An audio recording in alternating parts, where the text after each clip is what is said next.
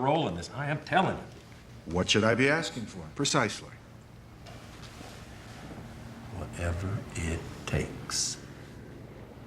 We need to start as we mean to go on.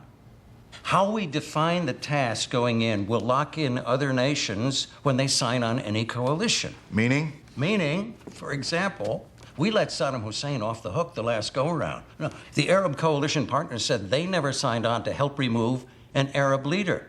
So our hands were tied. This time, the mission should define the coalition, not the other way around. The mission is the destruction of Al-Qaeda. Hussein isn't germane. He is if we're talking about terrorism in the broadest sense. We know he never stopped developing weapons of mass destruction, which we know he's used on his own people. But is never used outside of Iraq.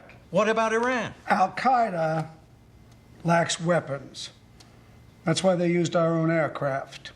You put Hussein and bin Laden together. Is that an immediate threat?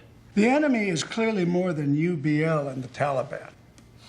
If we're including people who support terrorists, that does open the door to Iraq. But unlike bin Laden, we know where to find them. We start with bin Laden. That is what the American people will expect. Getting him be a huge blow for our side. So let's build a coalition for that job. Later, we can shape different coalitions for different tasks. I said this is going to be a long war. Things will change. For our opening campaign, we are going to need a major military assault. To start with bin Laden was the right move. Good instincts. For the moment, I want a target the average person can understand. Thank you. And with what we know, he's the right starting point. In time, not long, but in time, we'll get the bigger idea across. Connie, what did you think of John's idea? Sensible, but problematic. When national defense and civil liberties come into conflict? Saturday. We'll hash it out then. Camp David is best. I'll see arrangements are made.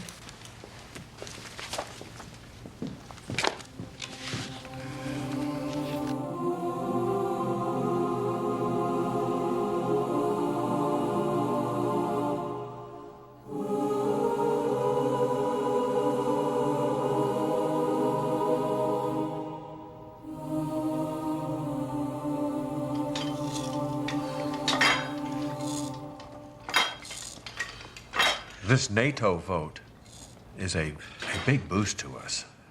We need to know you are there with us. Well, we know you Brits always are, but some of the others... Well, they'll come to see this is different. That NATO's entire history's always been something of a one-way street.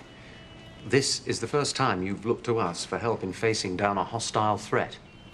Everyone's in place in the Situation Room. You ready? Well, to hear the CIA solution to the Taliban, you better believe it, Vice. Look, we're 2 days into this. The scrambling time is over. Today, we'll start making hard choices. We've been deep in the Northern Alliance for some time.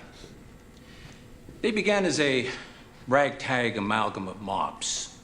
5 major groupings, perhaps 24 subsets, led by local warlords who go back and forth according to the daily market price.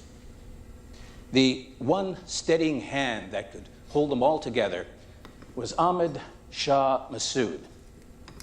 Charismatic, Western educated, exactly what was needed to whip the alliance into a potent fighting force. 4 days ago, 2 suicide bombers posing as journalists assassinated him. Al-Qaeda? Almost certainly. But we still have some CIA paramilitary teams operating in country.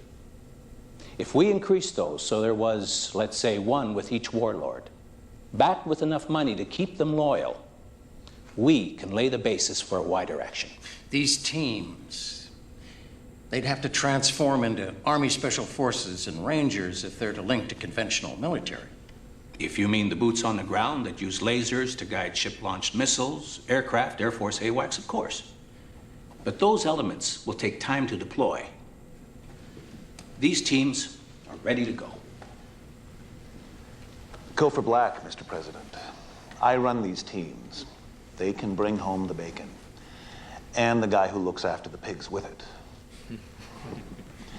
But make no mistake.